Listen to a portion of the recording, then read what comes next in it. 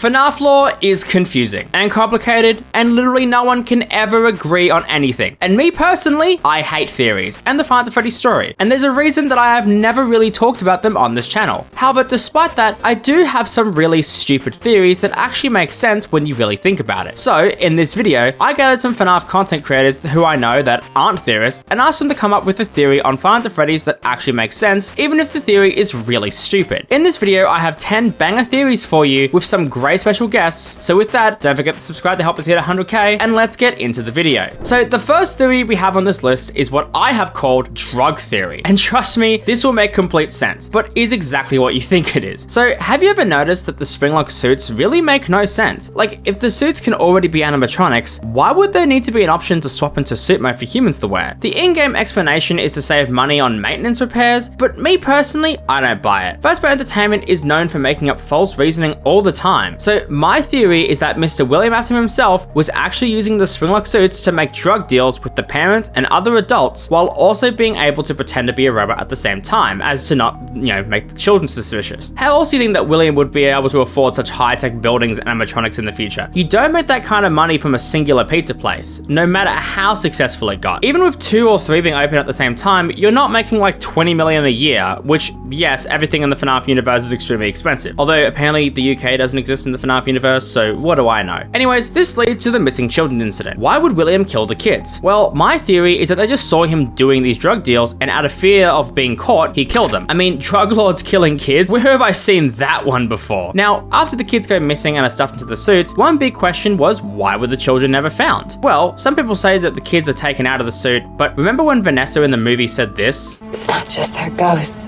that are inside of those machines. It's their bodies.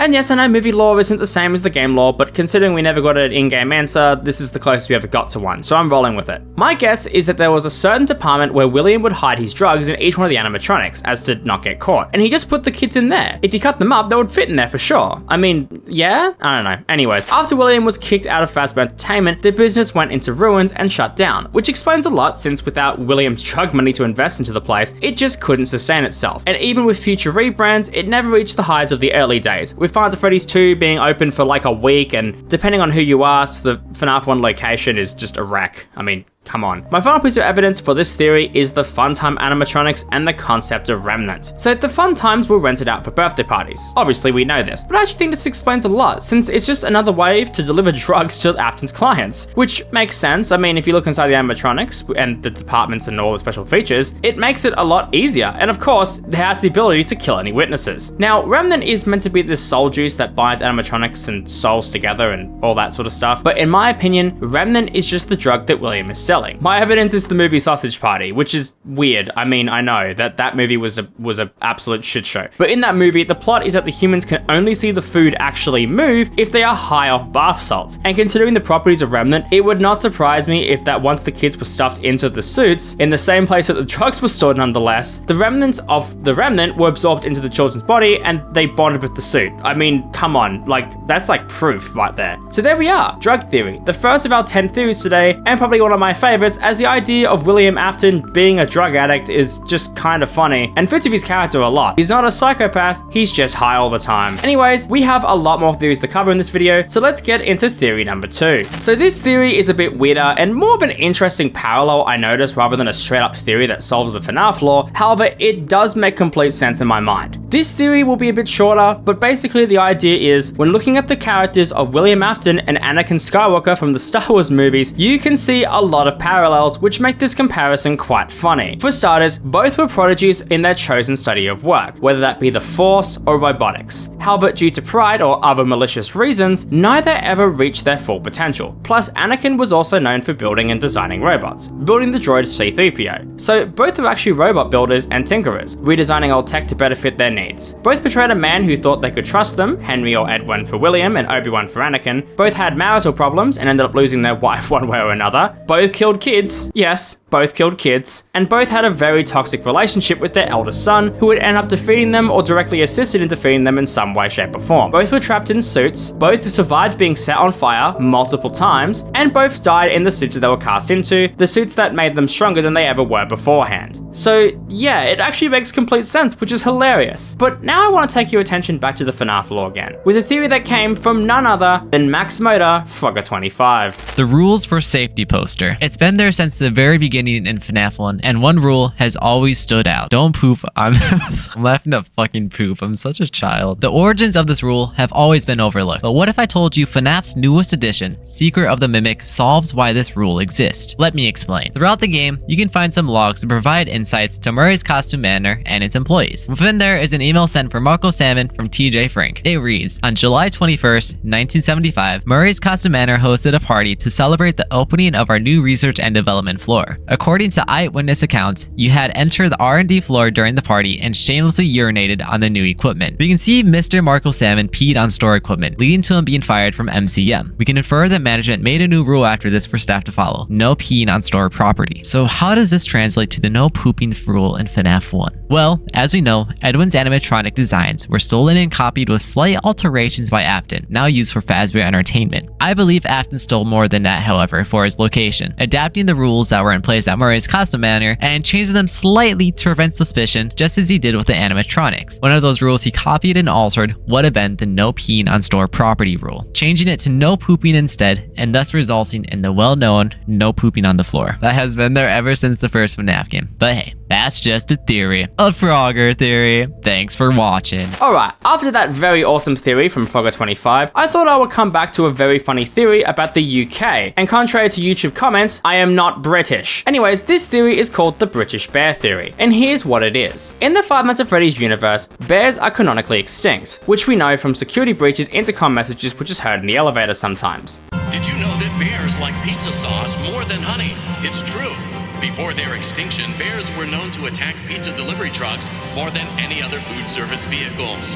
However, something that may not be known is that the UK is just also not a place in the FNAF universe, as it's missing on the world map in Into the Pit. On that note, a lot of people pointed out how Mr. William Afton has a British accent, which doesn't make any sense unless this theory is correct. So hear me out. What if in this universe with bears being extinct, bears were only present in the UK and never existed in the US, and William Afton was a refugee from the UK before it was flooded and went underwater, which means that in this universe, the UK was flooded, which explains why it's not on the world map, and also explains why bears were extinct. They all just drowned. William Afton, however, remembering bears from his home country, he built Freddy in order to remember his long-lost animal from his long-lost country, and made it a pizza place after the fact that bears used to steal pizza from the trucks, or he just made it up. I don't know, it makes sense. Now, I know what you're thinking. Henry built the original Fredbear. Well, this lines up too. What if William built Fredbear, but Henry took credit, and that's why William is so angry and wants to sabotage? This would not only explain all that, but also why Freddy's was so popular. I mean, bears were just such different animals to anything anyone had ever seen before. I mean, imagine if they made an animatronic place with a dragon or dinosaur. I mean, there's a reason we love those things. But anyways, that's pretty much the whole theory. Not a whole lot to it. It's just a fun idea that I actually think would work. I mean, come on, like, let me have this. But now, let's go back to theories that relate to the lore a little bit more. Take it away, Mr. DapperWaffle. Hey everybody, I'm the next white guy in line to give a FNAF theory in this video, aka TheDapperWaffle. And today I will be presenting to you all the greatest theory in this video, jaundice theory. My only experience presenting anything is playing talking points in Jackbox, so I know this will just go swimmingly. Now, jaundice theory goes a little something like this. William Afton, canonically,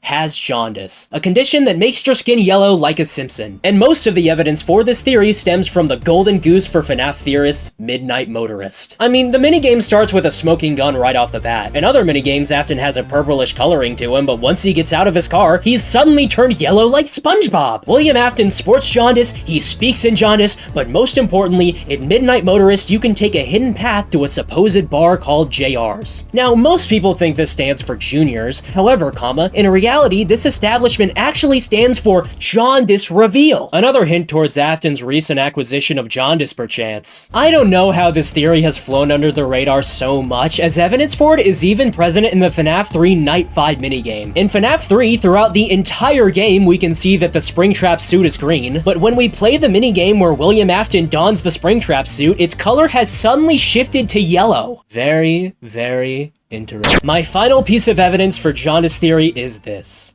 Jerakai, put a PNG of Elfelt Valentine on screen. Good boy, Jerakai. You like doing what I say, don't you? This has no relation to the theory, by the way. I just wanted to see if Jerakai would follow my orders like a good puppy. With that, the Jaundice theory is now complete. And without further ado, I must go edit more FNAF World videos because the FNAF World Challenge guy is all I'll ever be. Good night, everybody! Alright, so now that Waffle has finished his interesting theory, it's time for another one of my own. Well, actually, Waffle made this one as well, with my help. Waffle. So this theory is based on two pieces of evidence, the Bite of 83 and Nightmare Foxy. And this one seems a bit weird, but let me explain. In Five Nights at Freddy's 4, Nightmare Foxy's entire mechanic revolves around him trying to come out of the closet to jump scare you. But notice that how he jump scares you and never kills you? What if Nightmare Foxy is secretly trying to come out of the closet as gay, and the crying child, in all his homophobic rage, wanted Funtime Foxy to suffer in the closet and never come out of the closet, forcing Nightmare Foxy into a vicious cycle of trying to come out and being beaten down over and over again by the violently homophobic crying child. This is why it's called the homophobic theory, which is what I'm going to call it from now on. But you may be asking yourself, how can an 8-year-old child be homophobic? That makes no sense. Well, remember the Bite of 83 where he suffered severe frontal lobe damage? Well, one major symptom that comes from frontal lobe damage is major personality changes. So the crying child wasn't always homophobic, but after his traumatic injury, he instead became homophobic. And this explains the ending messages with Fredbear. Now, think about it. Instead of it just being someone talking to the crying child, it's the crying child telling the animatronics that they are broken and need to be put back together, which just sounds super homophobic to me and leads into how he died. What if the doctor that was working on him was so disgusted hearing the homophobic slurs come out of this kid's mouth that he just pulled the plug? I mean, it is murder, but like, I don't know, it kind of makes sense. To me, it makes perfect sense. I mean, even if you believe that it was Michael who we play as in FNAF 4 and not the crying child, that guy was for sure homophobic. I mean, look who they had as a dad. Like, this works no matter what. Anyways, with that out of the way, let me introduce you to our next guest, who is someone who actually makes theories, kind of. You'll see when you see. Just, yeah. Michael Afton isn't real, and you may think I'm crazy, but I think you're just stupid. This may not be true, but it's crazy how much evidence there is to back this up. Crying child saying Foxy bro jump scare him around the house could be chalked up to him having an overactive imagination. It's a house chock full of FNAF merch, such as a Foxy plushie missing its head. For all we know, that plushie's head could be under the bed or under the sofa, and CC just imagines someone leaping out at him, and then shits himself in fear. Speaking of the person who jumps out at him, I'm not too convinced Foxy Bro is a real person, at least when he's at our house. For all we know, Foxy Bro could just be a bully of Cece's that happens to really like Foxy, hence why Cece imagines specifically him when getting jump scared. Also, I know what you're probably thinking. Well, what about the actual games where we supposedly play as Michael? Bullshit. Michael Afton is never mentioned by name. He's not on any paycheck, any line of dialogue, and never even brought up to begin with. And honestly, there may just be a very, very, very small chance that every single protagonist we play through in every FNAF game isn't Michael Afton. It's just the dude whose name is on the paycheck. Mike Schmidt, Jeremy whatever the fuck. Henry fucking Emily doesn't even bother to call this guy by name when they're both presumably about to burn to death at the end of FNAF 6. And I know there's the "Father, it's me, Michael" conversation and the "they thought I was you" line, but that never happened. Springtrap's goofy ass is imagining all of this. He's been locked away for who knows how long. He's clearly gone insane. And finally, who did turn into a onesie and sister location? A random employee. It just so turns out that the rando we were playing as was at the wrong place at the wrong time, and clearly working for the wrong business. Well, that was Interesting. But now let's move on to my second to last theory for the video, and that theory is going to involve a certain animatronic who has been the focus of literally every single theory thus far. Well, the important ones. So Mr. Afton, as we know, was spring-locked. Pretty obvious. But when looking at his model a little bit more closely, you will notice one simple detail which makes this theory come to life. A theory I will be calling Nude Theory. And yes, it's as bad as it sounds. Ever notice that when looking at Springtrap's model, you see flesh, you see bone, but no clothes? How odd. Then, when you're considering every single 8-bit appearance of William, he isn't wearing any clothes. All the other characters wear clothes. The Crying Child, Michael, even the children in the Freddy restaurant in FNAF 2. William is the only character who was all purple. And even in Midnight Motorist, he is all yellow and is the only character, besides the bouncer, who doesn't wear clothes. So my theory is William's a streaker. He's naked 24/7 and he was naked when he put on the Springlock suit, and that's why he has no clothes on. And why there are no clothes to be found in, the Springlock suit. And before you say deterioration, clothes don't deteriorate in like 10 to 15 years. This also makes me ask a lot of really creepy and uncomfortable questions, like why is William naked in a children's restaurant? It just makes me sick just thinking about it. But now let's introduce the final guest for the video and the second to last theory for this video. But with that, a quick reminder that if you haven't subscribed, you absolutely should to help us hit 100k. But anyways, let's get into it. Take it away, John Bear. Okay, so many people out there believe that FNAF is a complicated story about violence, greed, jealousy, dead kids, the bite of 80s. But what if I told you it was about something more? About love. I don't believe a fine, upstanding, attractive young man like William Afton could just go on a murder spree just like that. I think he was motivated by something greater, which is why today I present to you why I think the entire FNAF timeline is the result of toxic yaoi, and why William Afton killed all those kids because he was madly in love with Henry Emily. Scott Cawthon himself personally sent me a letter that contains all the information. Back in the glory days of Fredbear's, William, working long hours in the animatronic workshop, caught himself glancing from time to time at his fellow partner. The way he welded that metal, it just did something to him. Something that his stupid chud loser wife could never do. So William made a move and asked Henry out. But Henry said, and hang on, I quote, "You know what the fuck, William? We're both married and have children. Get the fuck out of here. I can't believe you would say that."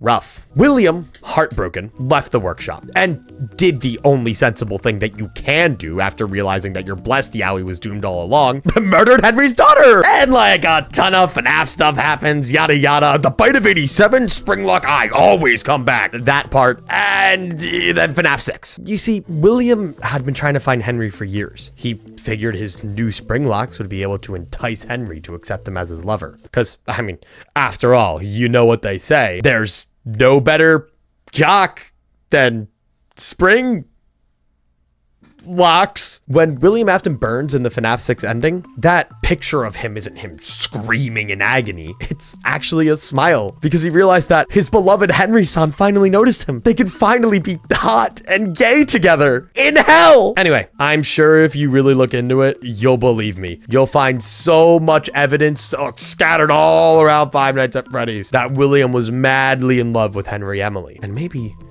just a little bit that proves that Henry might have had feelings himself. But I'll leave it to my good friend jerakaigamez here to rate my theory and tell you guys what he thinks. So for our final theory today, it's actually one that I've had for quite a while. And to be honest, I think out of all of them, this one makes the most sense. So a while back, I made a video where I calculated how much the FNAF animatronics and locations would actually cost if they were real. And let's just say, they were pretty fucking expensive. Some characters like the FNAF 1 crew went for like $200,000 each, while Security Breach's Pizzaplex was like $20 billion.